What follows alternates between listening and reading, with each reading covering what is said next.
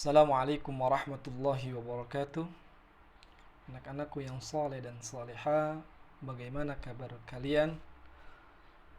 Semoga kalian dan kita semua selalu dalam keadaan sehat walafiat, serta dalam lindungan dan rahmatnya Allah subhanahu wa ta'ala. Amin ya rabbal alamin.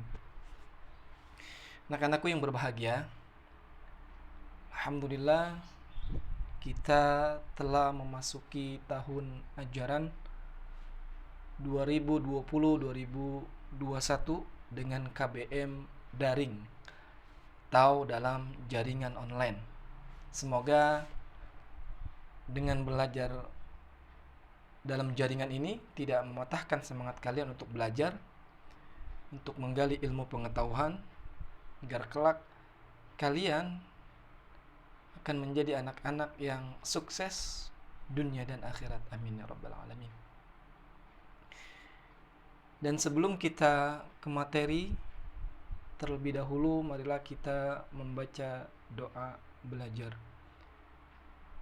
Bismillahirrahmanirrahim. Allahumma inna nas'aluka ilman nafi'an wa rizqan tayyiban wasi'an wa amalan mutaqabbala. Wa sallallahu ala sayyidina Muhammadin wa ala alihi wa sahbihi wa sallam. Walhamdulillahi rabbil alamin.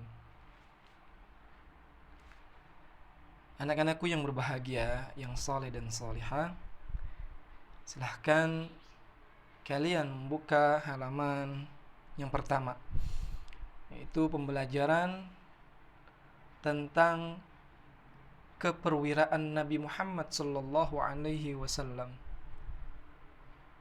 Nabi Muhammad sallallahu alaihi wasallam adalah manusia yang agung, manusia yang mulia. Allah yang memuliakan Nabi Muhammad dan seluruh umat manusia mengagungkan baginda Rasulullah sallallahu alaihi wasallam karena beliau memiliki sifat-sifat yang sangat mulia. Baik tutur katanya yang lemah lembut, penuh santun, kesabarannya yang begitu tinggi, yang jarang dimiliki oleh setiap manusia. Baginda Nabi besar kita Muhammad sallallahu alaihi wasallam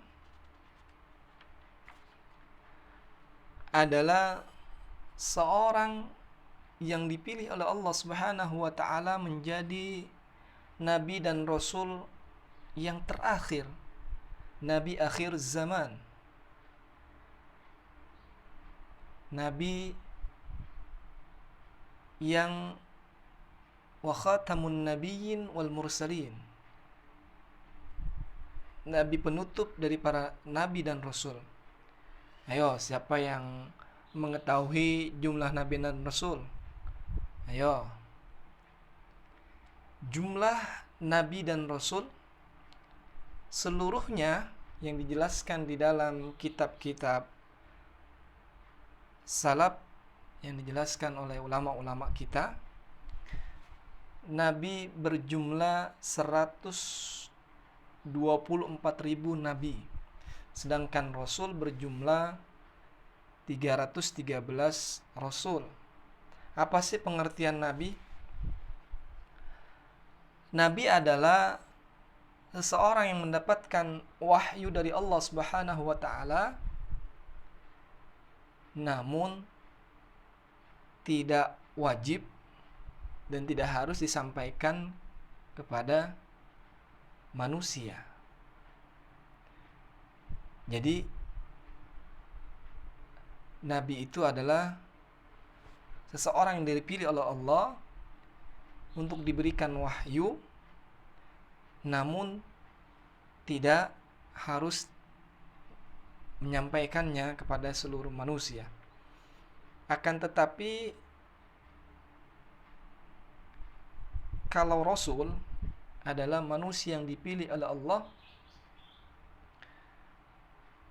diberikan wahyu yang wajib disampaikan untuk seluruh manusia. Jadi perbedaannya, kalau rasul itu Allah berikan wahyu dan wajib disampaikan kepada seluruh manusia. Jadi kalau nabi itu belum tentu rasul, akan tetapi kalau rasul sudah tentu dia adalah nabi. Paham anak-anak? Ya. Silakan kalian catat ya, jumlah nabi dan rasul, pengertian nabi dan apa itu rasul. Ya, di sini kita akan membahas tentang keperwiraan Rasulullah Shallallahu Alaihi Wasallam. Nabi Muhammad Shallallahu Alaihi Wasallam adalah manusia mulia yang tidak hanya Allah Subhanahu Wa Taala yang memuliakan, beliau menghadirkan sebagai pembawa risalahnya. Allah memilih Nabi Muhammad Shallallahu Alaihi Wasallam sebagai nabi dan rasul untuk menyampaikan risalahnya, menyampaikan ajarannya, untuk disampaikan kepada umat. Karena memang Rasul sendiri bersabda, innamal bu'istu liutammima makarimal akhlak. Jadi Nabi diutus oleh Allah itu untuk menyempurnakan akhlak. Karena beliau adalah suri tauladan yang dijelaskan di dalam Al-Quran, laqad kana lakum fi rasulillahi uswatun hasanah liman kana yarjullaha wal yawmal akhirah wa dzakarallaha katsira. Sungguh telah ada pada diri Rasulullah sallallahu alaihi wasallam itu suri tauladan yang baik bagimu, yaitu bagi orang-orang yang mengharap rahmat dari Allah dan kedatangan hari kiamat dan yang banyak mengingat Allah Subhanahu wa taala. Al-Qur'an surah Al-Ahzab ayat 21. Tentu berbagai akhlak mulia melekat pada diri Rasulullah sallallahu alaihi wasallam. Baginda Rasul sejak kecil terkenal dengan sifatnya yang jujur, yang amanah, maka digelari dengan gelar Al-Amin. Dan baginda Rasul sallallahu alaihi wasallam pun memiliki sifat-sifat yang mulia yang tidak dimiliki oleh kebanyakan manusia. Tentu kita masih mengingat 4 sifat baginda Rasul sallallahu alaihi wasallam yang tidak seutuhnya seluruhnya dimiliki oleh manusia di muka bumi ini. Siddiq, amanah, taflik, fatonah. Apa yang dimaksud dengan siddiq? Siddiq adalah orang yang selalu berkata benar. Beliau selalu berkata sesuai dengan apa yang diwahyukan Allah kepadanya. Jadi Nabi Muhammad SAW adalah manusia yang selalu berkata benar, menyampaikannya hak dan yang batil. Inilah yang dimaksud dengan sifat siddiqnya. Selanjutnya baginda Rasul memiliki sifat amanah. Apa sih amanah? Amanah adalah orang yang terpercaya. Jadi baginda Rasul Shallallahu Alaihi Wasallam itu sangat dipercayai oleh bangsa kaum Quraisy yang memeluk Islam, yang mengislamkan, mengimani bahwa Nabi Muhammad SAW adalah Nabi penutup dari para nabi-nabi dan rasul. Dan yang ketiga adalah sifat Nabi itu tablik. Tablik adalah orang yang menyampaikan risalah yang datang dari Allah Subhanahu wa taala untuk disampaikan kepada umat manusia. Dan yang keempat adalah sifat Nabi fatonah, cerdas. Kecerdasan baginda Nabi Shallallahu Alaihi Wasallam melebihi dari manusia-manusia yang lain. Tidak tertandingi kecerdasan Nabi dibandingkan dengan manusia atau nabi-nabi terdahulu. Anak-anakku yang berbahagia, yang dirahmati Allah Subhanahu wa taala, tentu usaha Nabi Muhammad SAW di dalam mempertahankan kota Madinah dari serangan kafir Quraisy pada waktu itu. Beliau adalah seorang pemimpin yang tidak hanya pandai dalam memimpin, dalam semua aspek Rasulullah Shallallahu Alaihi Wasallam menguasai peperangan, strategi perang, pemerintahan, dan lain-lain sebagainya. Allah Subhanahu wa taala berfirman di dalam Al-Qur'an surah Al-Hajj, "Udzina lil ladzina yuqataluna bi annahum zulimu wa innallaha ala nasrihim laqadir." Diizinkan berperang bagi orang-orang yang diperangi karena sesungguhnya mereka dizalimi dan sungguh Allah Maha Kuasa menolong mereka itu. Jadi peperangan terjadi karena ada dasar perintah dari Allah Subhanahu wa taala. Ketika kita dizalimi, maka kita harus melawan sesuai dengan yang difirmankan Allah Subhanahu wa taala di dalam surah Al-Hajj ayat 39. Anak-anakku yang berbahagia, terjadilah di sini perang Badar. Apa sih penyebab terjadinya perang Badar? Tentu ada beberapa sebab di sini.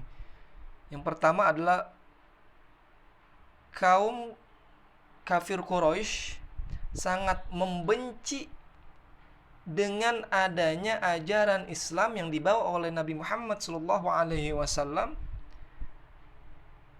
Maka dari itu mereka memusuhi Nabi sampai kapanpun.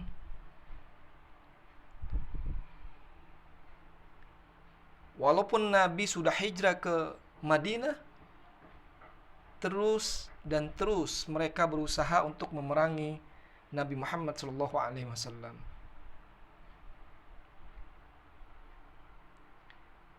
Anak-anakku yang berbahagia,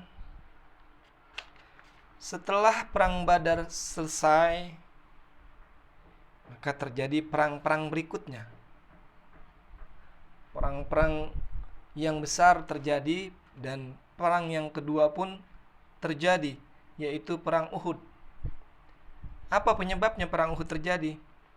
Tentu peristiwa pada perang Badar memberikan dampak yang begitu besar bagi kaum muslimin, karena pada perang Badar kaum muslimin menang melawan kaum kafir Quraisy.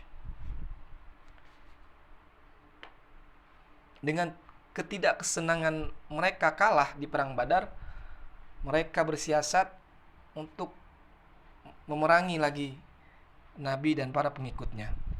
Maka terjadilah perang Uhud. Di mana terjadinya perang Uhud? Mengapa disebut perang Uhud? Terjadinya perang Uhud terjadi pada di Gunung Uhud, tepatnya di sebelah utara kota Madinah.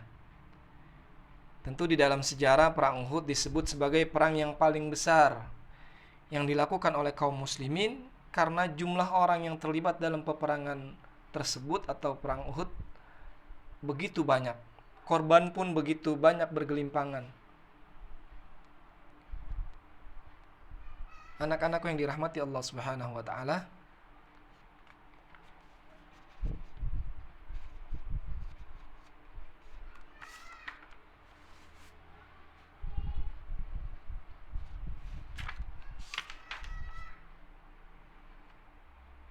semoga apa yang disampaikan hari ini kalian dapat mengerti, dapat memahami. Tentu jika kalian belum memahami, kurang mengerti, silahkan langsung bertanya via di Classroom, di kolom komentar. Tentu Bapak nanti akan menerangkan yang kalian belum paham. Anak-anakku yang berbahagia, tugas kalian hari ini, silahkan kalian menghafal ayat Al-Ahzab disertakan dengan tulisan tangan kalian, nanti dipoto, dan hafalan kalian divideokan